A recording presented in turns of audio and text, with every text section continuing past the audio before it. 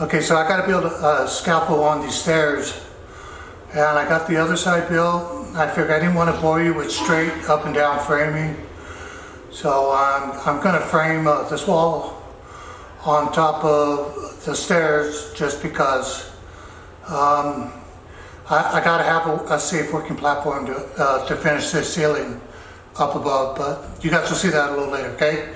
So I'm going to get right into it. I'm going to snap a line. The first line I'm going to snap is basically just, it's going to be the top of the top plate. Okay, so before I snap the line, I'm going to stick the first stud on the wall, the inside corner stud. That's going to be hard screwed to basically to the inside corner stud of the wall. The reason for that is basically to just, alleviate the stud from pulling off the wall, and that would be for either direction. The next thing I went ahead and did was, as I took the top plate, 10-foot piece, and just marked on it 16 on center. That way I know where my stud layout is going to be. It's a lot easier doing it down here on the ground before you install it than trying to do it up in the air. So that was the reason why I do it that way. As you can see, I'm snapping the line right now, just to let me know, where to put the top plate. So I got the top plate on. I got it marked 16 on center. And I'm going to measure down to the stair, and the stair tread, and basically I'm going to burn an 1.5 inches because I don't have the bottom plate on the stair right now. So I'm getting my number minus an 1.5 inches, and that's what I did on here. On this particular job, I cut all my bottom plates out to 30.5 because I wanted all of my bottom plates and studs to connect like one piece. So that was the reason why I did that at 30.5. As you can see, I'm screwing this platform off just because I didn't want to have problems uninstalling it, so I figured by screwing it off I can just unscrew it and take it down. So first screw was through the top plate. Second screw is toe-nailing the stud into the wall just to keep this end of the wall from flopping in the wind. Seemed to work pretty good. Now I'm going to take another measurement and just basically follow the process all the way down until I feel this wall up. So I've got my number. Like I said, the bottom plate is 30.5. That way the end of the bottom plate will tie directly into the stud that's next to it. And this is actually the stud I did not burn an 1.5 inches. And so what you see me doing now is just running back down to take an 1.5 inches off the stud. So I didn't edit that out just because it didn't take that long at all to do that. As you can see in real time, I marked the stud, went down, cut it, and I've already got it installed. So that's basically what I did. I know this seems like this may have been kind of overbuilt, but I really did not want to feel unsafe in any way, and the management was going to use the scaffold as well. So I wanted to make sure that this working platform was going to be as safe as could be. I would have done it this way no matter what, regardless of whether or not management was going to use this platform for their work. Just because that was the way I was taught. You know, do it safe or don't do it at all.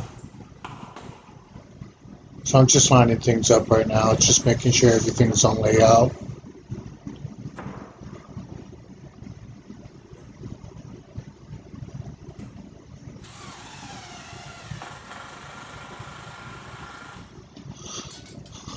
Okay, and so now I'm just going ahead and doing some of the easy stuff. Basically putting in the full length studs. That's not on the stairs, and just gonna fast forward that part because it was kind of a slam dunk, and don't want to bore you guys with the easy stuff. So I screwed off the bottoms by putting 2 screws, one at the face of the stud on the hard side, and then I toenailed the other side as well, just to keep it from, kicking out.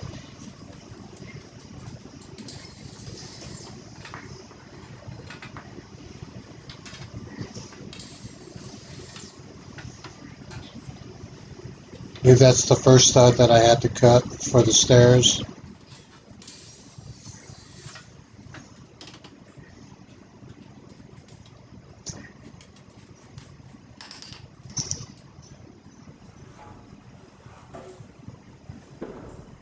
Just taking the time to make sure that everything is somewhat symmetrical.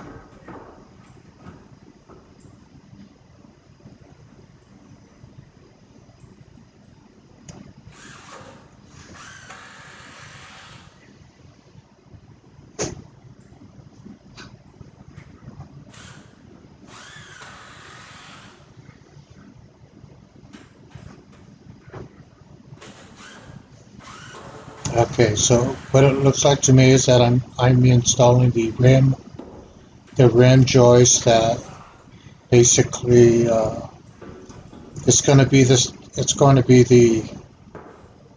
2x4 that pretty much rims out the floor.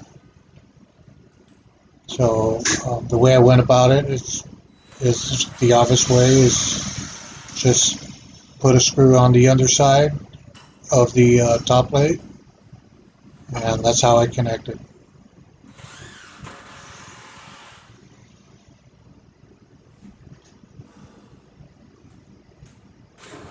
And then on the bottom side of that, I'll just connect the other 10-foot top plate that allow me to finish the stairs. So in total, this stair was 20 feet long, so there was 2 20-foot walls, one on the stair and one on the landing.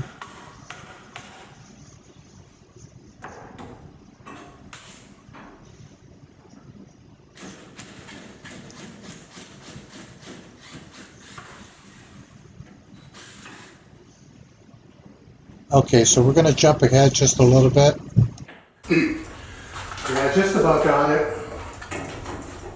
Not too bad. Not too bad for being a one-man guy. I pretty much got this thing built.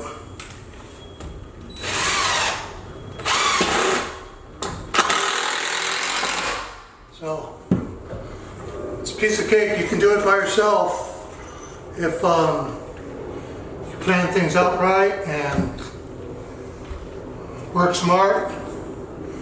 You can pull it off. So tomorrow I'm gonna undo the other stairwell that I framed the platform in use those materials just to joist it out. So for right now, I'm just going to stick a couple joists in there just to wedge it tight up against the wall like that, because I really don't want to have any problems, but I will hard nail it through to the studs on a few of these. So